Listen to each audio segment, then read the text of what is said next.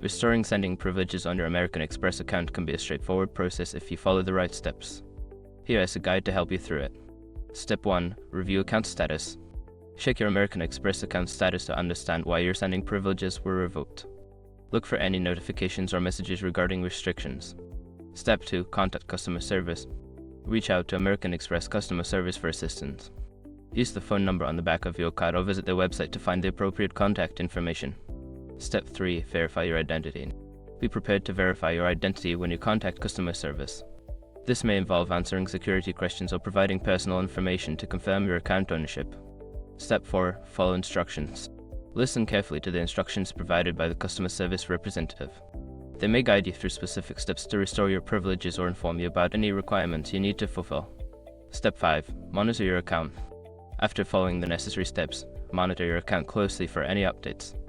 Check if your sending privileges have been restored and ensure that your account remains in good standing.